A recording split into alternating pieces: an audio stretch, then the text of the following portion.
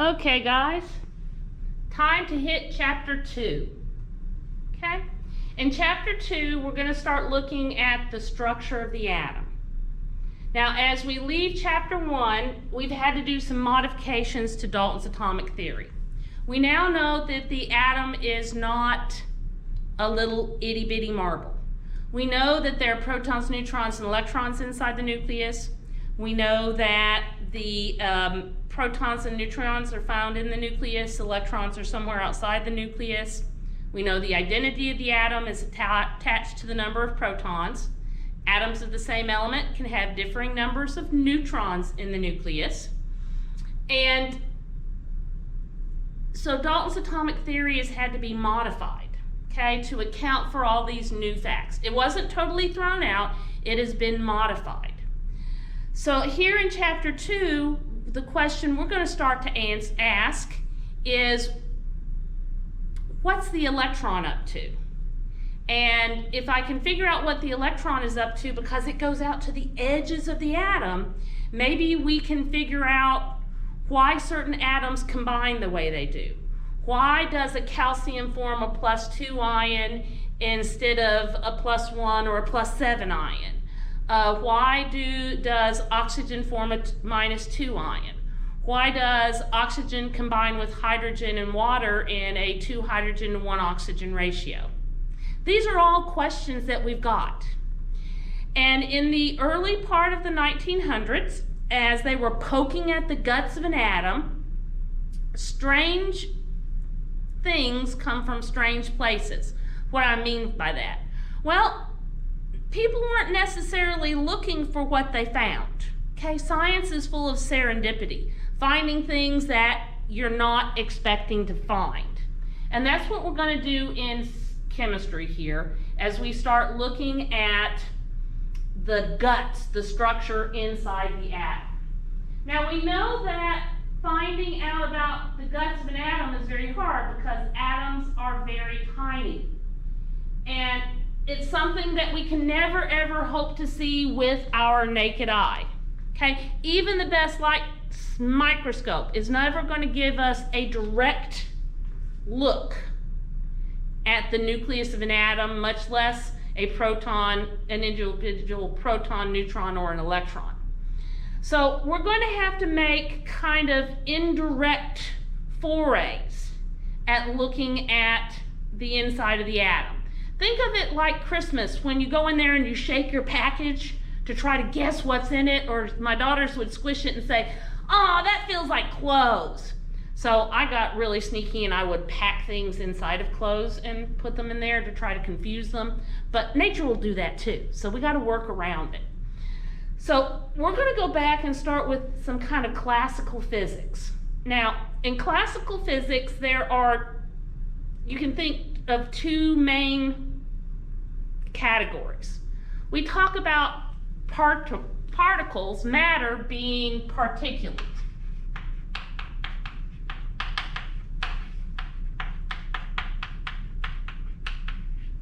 Which means it comes in pieces.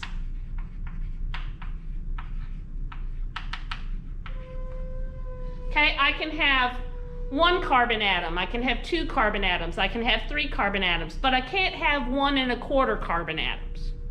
I've either got a carbon atom or I don't. Okay? So I can have 1 chair, 2 chairs, 3 chairs, but I can't have 1 1/3 chairs. If I have a third chair, a third of a chair, nobody's sitting at it, it's not whole. So we think about matter as coming in chunks. Okay? Energy is diffuse. Now what do I mean by diffuse? That means that energy can spread and it can come in any kind of amount that I want. I could have 1 1/3 joules of energy. No problem. I can't have 1 1/3 atom. I once heard it explained as matter being kind of like a stair step, energy being more like a ramp. Okay? So coming into the early 1900s, we had pretty big distinctive differences between matter and energy. We know that matter and energy interact all the time, but we thought they had very, very different behaviors, characteristics. Matter I can hold in my hand in a chunk, I can sit it. Energy is diffuse, I can't see it, it's spread out. So we got big differences there that we've got to deal with. Okay? Now, if we look at this chapter, one of the big questions we're going to ask is, where is the electron inside the atom? What does it do? How does that affect the chemical behavior of that particle? And how they interact with each other. And I told you that serendipity had a big role to play here, and it does, because they were studying at this time the interaction of light with matter. Now, light is a form of energy, okay? And we know that matter and energy can interact, but we wanted to understand how matter and energy were interacting, how light was interacting with particles specifically. So let's talk about light.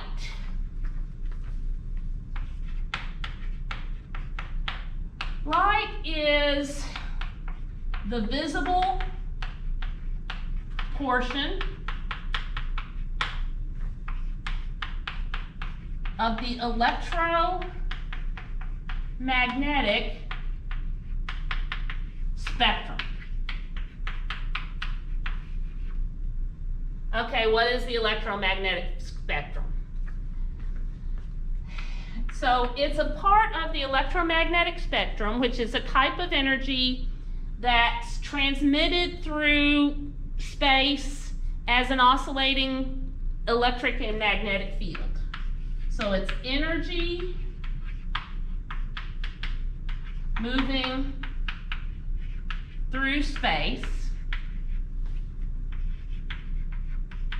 due to oscillating magnetic and electric fields. Light, or sometimes called visible light, that's the part of the electromagnetic spectrum that our eyes detect. Okay? So it's a small portion. Now, when we think about electromagnetic fields oscillating, what we're talking about is that light, as we knew it in the early 1900s, is a wave. A wave is a disturbance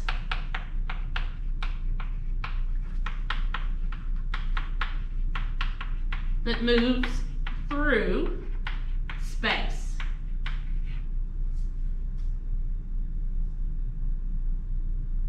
Okay? Light is a disturbance that moves through space. Now, if we think about this disturbance moving through space, okay? Let's look at how we would represent this.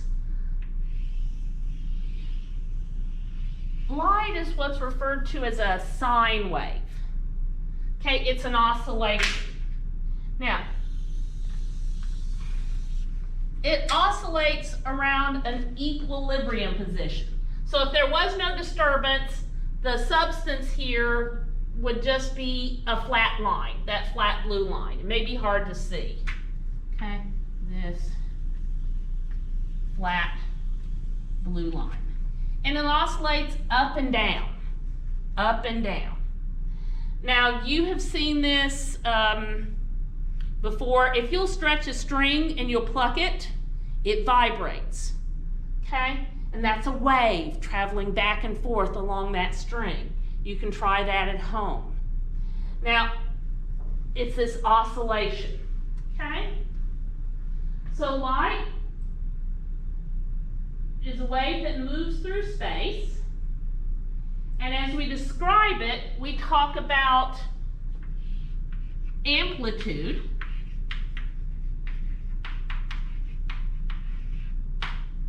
Okay, amplitude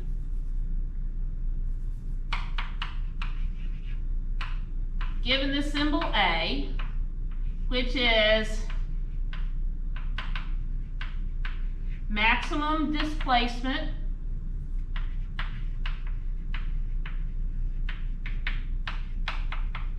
from equilibrium.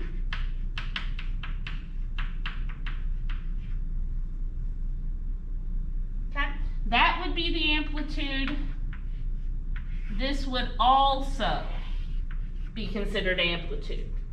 Now it should be the same below as above, but remember I'm drawing here on the board, so I'm not perfect.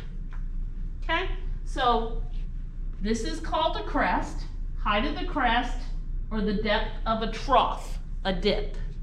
That's the amplitude. Now, the larger the amplitude, the more energy a wave is carrying. The smaller the amplitude, the less wave energy the thing is carrying. Now, let's look at my screen. Okay? You're walking with me.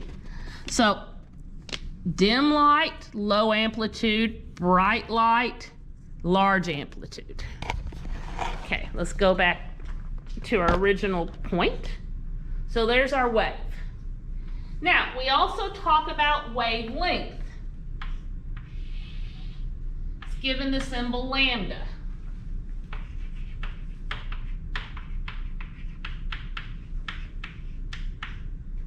And this is the distance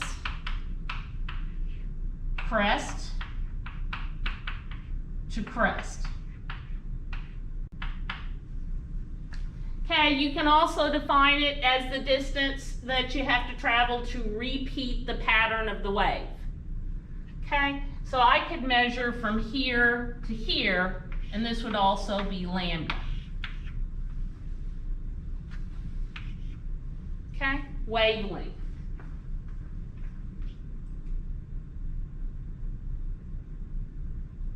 Now,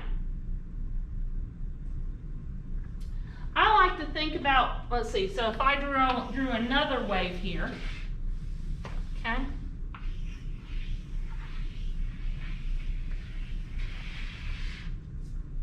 Different wavelength. You can see the distance crest to crest here. I'll call this lambda 2 because this is wave 2. You can see it's different. Okay, different wavelengths in the visible spectrum give us different colors of light, or we detect them as colors. Okay, I've got some pretty pictures in the book. Now, we also talk about frequency.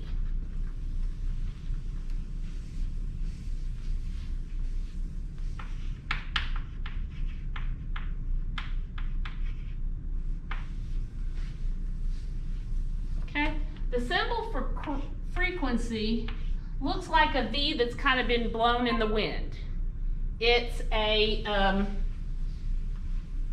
Greek letter nu. It's a Greek letter mu. No, it's more of a nu. It's more of a nu. It's the nu. It's Greek letter nu, and it's a lowercase Greek letter nu. Looks like a V being blown in the wind, and it is the number of crests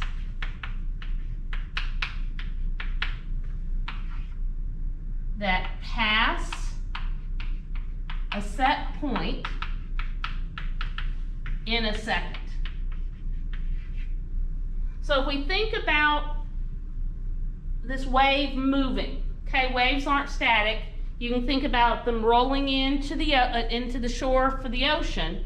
If you think about the number of waves that crash into the beach per second, that would be the frequency. Okay?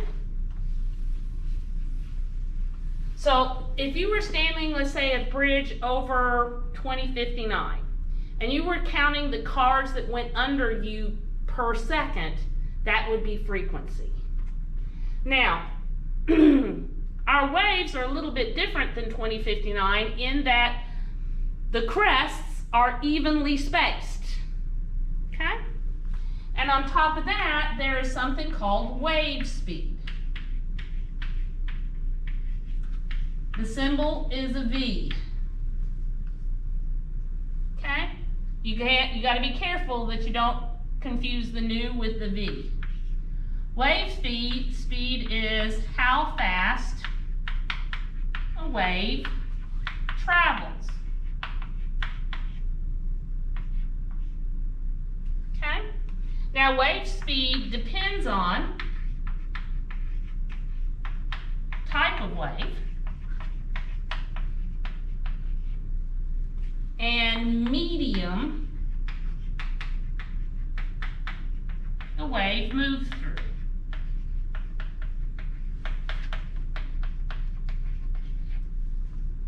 Okay? Wave speed depends on type of wave and the medium that it's moved through.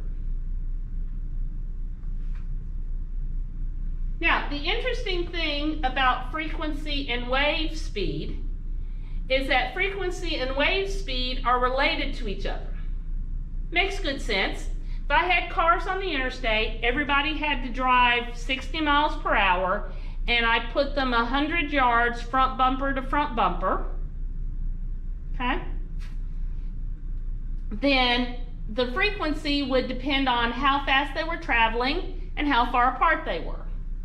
If I now change the speed of the cars to 70 miles per hour, kept them the same distance apart, which would be like wavelength, the frequency would go up. Okay?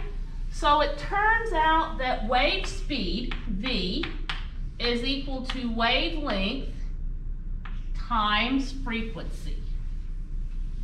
Okay? For light, or electromagnetic radiation,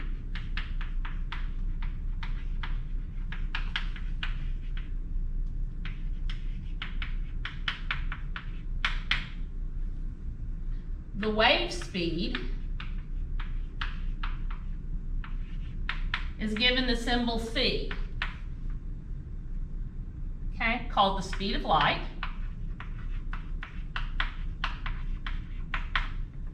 And c for us is 3.00 times 10 to the 8 meters per second. Light moves really fast. So what you'll see in this chapter is we'll write C is equal to lambda nu, wavelength times frequency.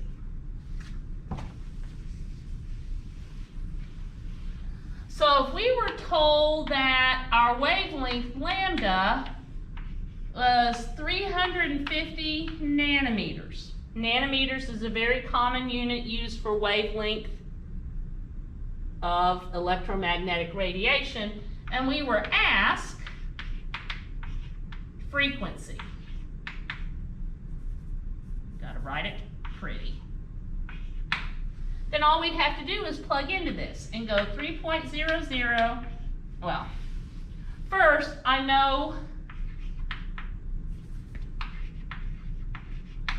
that C is 3.00 times 10 to the 8 meters per second.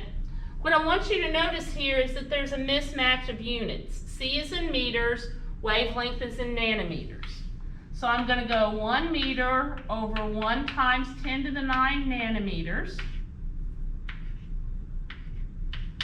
So that's going to give me 3.50, put a decimal point there so we got 3 significant figures, 3.50 times 10 to the 7 to minus 7 meters for the wavelength. So if we plug in 3.00 times 10 to the 8 meters per second equals 3.50 times 10 to the minus 7 meters times the frequency. So I get 3.00 times 10 to the 8 meters per second divided by 3.50 times 10 to the minus 7 meters is equal to the frequency. Now notice that meters over seconds divided by meters, the unit I'm going to get is 1 over seconds, which is what we expect for frequency. Okay? And now I just have to do the math.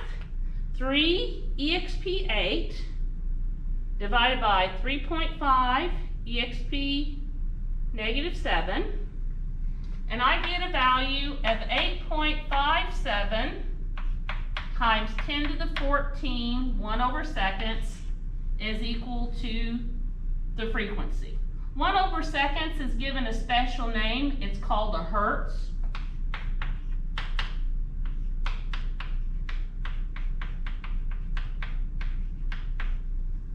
So you could also write this as 8.57 times 10 to the 14 hertz. Now before you freak out, that kind of large number is expected here. Frequencies in electromagnetic radiation are usually quite large, okay? Whereas wavelengths are going to be quite small if we put them in meters. So that's why they're often reported in nanometers, so you don't have to write the exponential notation, okay? So, simple calculation. Now there's an example problem in chapter 2 that you can work to kind of get yourself some practice. Look at practice problem 2.1 on page 78. Okay, so there's an example for you guys to try on your own. Get a little practice in. Now, there's a pretty chart in your book on the electromagnetic spectrum and showing you where radio waves fall relative to microwaves, which falls relative to other things.